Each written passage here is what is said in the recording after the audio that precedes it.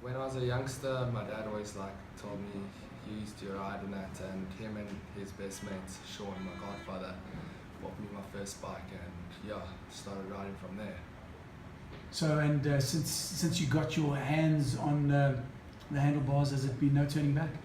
No, just keep looking forward and hopefully become a racer one day, a proper one. What was the dream for you back then? Was it freestyle? Was it motocross? Or was it enduro? I went through a mixed stage. I liked enduro, then I went to the track, did 2-3 years at motocross, and then went back to enduro. So hopefully, What drew you back to enduro? Hardcore.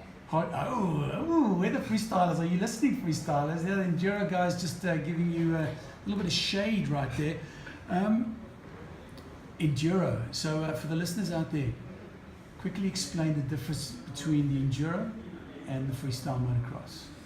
Well, enduro is more like riding over mountains and going through terrain and just going up climbs, down climbs, and freestyle motocross is basically going around a track or jumping steel jumps. So the easy way probably to sort of paint a picture in people's mind is the Dakar would be a classic example of enduro riding, enduro racing, Yes. whereas your normal track stuff that you see at King of the Whip and all of those kind of events that take place here across the road from the Ready Today studios, that's more your motocross freestyle kind of eventing stuff. Yes, yeah. Set number of laps, set number of time frame, that's it. But your enduro, it's get from point A to point B, and the first guy, fastest guy, he's the winner. Yes, yeah, it also counts on time. So talk to us a little bit about your career. And last year was your first year of competitive racing. So you're essentially, 16 months into competitive racing? Yes, yeah. Last year was my first year of racing. I continued in the EWXCs and the low faults, and then obviously the MPs, the 3-day races. So just slowly getting into it last year. EWXC, I came second overall in the championship. And then I had fall halfway through the year after the championship and broke my hand and lost out of the low faults series championship. But then obviously in June I came third for the MP in silver, and then at the end of the year I qualified fourth obviously for Roof of Africa, so I could go race bronze. And after 3 days of tough riding I came back and I was first. First in your category, which is the bronze category. Yes. I want to come back, I want to talk a little bit more about that, but first I just wanted to find out, you've mentioned a whole bunch of these series and these races that you've raced. Yes, you're still young in the sport, only been competitive riding for the last, let's call it a year and a half. Are there enough races in your very young career, in your opinion, for youngsters to be able to get into the sport and stay excited? Yes, yeah, for sure. As you said, there's different series. I mean, out of the year, I think you have 4 races for EWXCs and 4 for low faults. So there's more than enough races for the youngsters to come and show their potential. Is that 4 races a year? Yes, yeah. Different months you race a different race. Okay. And in terms of the kind of training that you've got to go through, what are the kind of things that you've got to do to make sure that you are physically strong enough and fit enough? I mean, you're a tall guy, but what have you got to do to make sure that you can stay upright on that bike for 3-4 days? Obviously, you have to eat healthy. I go to BaseFit here in Kaisands. So BaseFit is a huge standard point for you to get strong and but obviously also just being on the bike Saturday and Sunday and just training and just getting the feel of your bike is the best thing for you. Long outrides? Yes, yeah. If you're doing enduro, you must just stay on the bike for like 5 to 6 hours, just training and just getting fitter. And now tell me, when you go on those long outrides, are you carrying I mean, obviously you're carrying water. Yes. You've obviously got some sort of camelback or something that, this water's permanently on you, but food-wise, nutrition-wise, I mean, is there stuff? Are you carrying a little backpack of stuff to keep you the hunger pangs away? Yes, I carry GBs, so it's like dried lemon with sugar over it. Of course, goose, and also just peanuts and biltong just to keep you going. And have you ever been in that situation where you just haven't had enough nutrition, haven't had enough fluid, and it just suddenly all goes pear-shaped? No. Not? No. Lucky you, very lucky you. Right, so if you've just tuned in, Radio Today 1485, we're chatting to Matthew Berger, young, up-and-coming, clearly looking at his record thus far, a future superstar. And Matthew, what I wanted to chat a little bit more about was Roof of Africa. I mean, Roof of Africa, arguably one of the toughest enduro races on the African continent. You rode your first one. You went into the bronze category, and first and foremost, explain the difference between the bronze, silver, and gold categories. So Roof has bronze, silver, and gold. Bronze is obviously, all of them are tough. I mean, no one can just be like, I'm going to do Roof and just go do it. So bronze is like if you're your first year of racing or like weekend warrior, obviously into bronze, or if you want to go into like a slightly harder race and be more competitive with yourself, obviously go into silver. And then gold is the hardest one you can get category. Yeah, that's what all the pros race is, gold. And so that's the elite guys, and you're saying that weekend warriors can get in there, first time racers can get into Roof of Africa. Do you not have to qualify? Yes, so you have to qualify, or you have to do an MSA race, so that's like a regional race like the nationals. Obviously you have to continue that and like come first, second or third, and then you'll be put into Roof. Does that automatically qualify you for a Roof of Africa place? Yes, what's call it, so you have to do qualifying for bronze, and then once you've done bronze and raced off bronze, you can go into silver and gold without qualifying the next year. So you've now raced bronze your first year. You won the bronze category in your first year at Roof of Africa. That automatically sets you up for a silver category ride next year, or this year, coming up now December. Aspirations for this year's Roof of Africa, looking to perform well, if not win that? Yes, yeah, for sure. Obviously I want to go and win, but all depending on the trick. So if I'm feeling strong in that, I'll do silver, but if not, also try to go do gold. So the big question is, irrespective of what happens in the studies this year, you're doing Roof of Africa. Yes, for sure. Mom and Dad, if you're listening in now, I think the smile is very, very broad on the face, bearing in mind that matric's important. Sure. Yes, I know you've got a future. Yes, I know you're excited, having chatted to you before the show. Any chance that matric gets away of Roof? No, as I finish finals on the 28th of November, so I'm skipping back this year to go race, hopefully pick up a few sponsors. So my parents only support me my whole life. But yeah.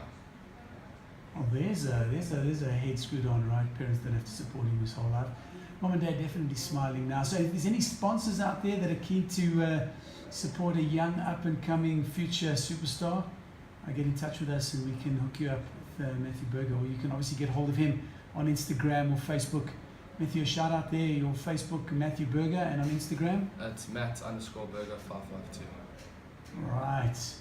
Okay, so immediate goals, matric, Roof of Africa, silver category, hopefully do very well there. Long-term dreams and aspirations for Matthew Berger? Hopefully to go overseas and try to do the overseas races and make a name for myself, and just pick up sponsors from there and just hopefully get into the top 10 over the years. And I suppose the big question for a youngster like yourself, other than Enduro, what else is there? I mean, do you have any aspirations to go and study, get a career in something else? Because anything could happen, like you said. You fell off, you broke your hand, you could fall off and break a leg. You could, break a hip bone, and that could be your racing career done. What's plan B? Well, next year I'm going to race fully, and then also part-time study BCom management. Okay. Nice. So it doesn't need to be all the time, but I've got a degree in there. Right, so give me an indication, day in the life of, and I'm talking from the racing point of view, racer Matthew Berger. Forget about school, obviously we're talking maybe a Saturday and Sunday here now. A day in the life, Matthew wakes up. Talk me through what happens in that day to get your head ready around Enduro. So obviously I wake up, eat breakfast, so I'm full nutrition. Yeah. And pack my stuff, get into the car with my mates. We get there, get a coffee on the way, and then just get there, get dressed, float the bikes, warm them up, and obviously go ride for the day and just hit anything that you want. Just get your head strong. And is that just like a day out? So 8 o'clock, 9 o'clock in the morning, you arrive at your destination, and what, 4 or 5 o'clock in the afternoon, pack the bikes back up and on your way home? Yes, yeah. Train for about 4 or 5 hours at least. Just try and feel comfortable on the bike for the next race, and just try ride. And you mentioned getting there. Where is there most of the time? Well, our local spot now is Pisans Cliff there in Harties. We're training there most of the time. There's actually a national going on this weekend. I'm going to go spectate there. So anyone out there who wants to come watch a national, pull through. Okay, talk us through what's happening in the nationals there at Pisans Cliff this weekend. So it's one of the parcel events, Yep. national. So it's going to be the top oaks there. And you race for like 3-4 hours, depending on the amount of laps you have, and you have the different categories. And spectators are more than welcome to come over there and just watch the race and have a fun time. Yeah, because it's Enduro, the Parcel one, will probably be chatting to Clint Mills on Friday as we build up to that Pisans Cliff event. Have you ever ridden one of those Parcel events? No, I haven't. They're all down in KZN, KZN, so yeah. it's hard for me to drive down there all the time as I don't have a license yet. And the ones that he hosts up here are normally sort of motocross and freestyle kind of setups. So next year I'll do it. Also this year it's kind of MSA rules. You have to ride a 125 in high school, and I don't have a 125. I ride a 150. So next year I'll go into Pro Elite for nationals and go contend in ER1. Okay. Sure. So you're just skipping divisions. You're just skipping what the minimum requirements are, and moving straight into the big boys. Yes. Yeah. There's nothing wrong with that. And is the fact that you are so tall, has that been a huge help to you? I mean, because you've got to be one of the taller of your mates. Yes, yeah, I am the tallest, and some people always ask me, is it a disadvantage? And there is no disadvantage. I mean, sometimes I do have advantages of, like, if I'm on an off camber or something and I misplace my foot or something, I always can put it down. And also, like, if I fall, it's easier to get back on the bike. So, yeah. So your little mates must obviously hate you, huh? Yeah. So, talking about Matthew Berger, is there anything other than Enduro, sport-wise, that attracts your attention? So in your off time, what other sports do you watch? Obviously, my uncle used to be a professional cricketer, Shane Berger, so sometimes watch cricket. I watch swimming and rugby. Okay, not a football man. No. No, not at all. Cricket, favorite team? South Africa. South Africa. Your thoughts on South Africa playing in the upcoming Cricket World Cup? Yeah, I think they'll do really well, eh? What do you think? Semi-finals? Yes. At least. Yeah. Okay. Rugby, World Cup coming up. Your thoughts? Yeah, hopefully we can take it, eh? We're up against New Zealand in our group. Yeah, It's a tough group. it is very tough. And swimming, favorite swimmer? Chadwick Club. How did I know that you were going to say that, Chadwick Club? It's probably everyone's favorite swimmer. Yes. Just the nicest guy. Hey? Yeah. Absolutely.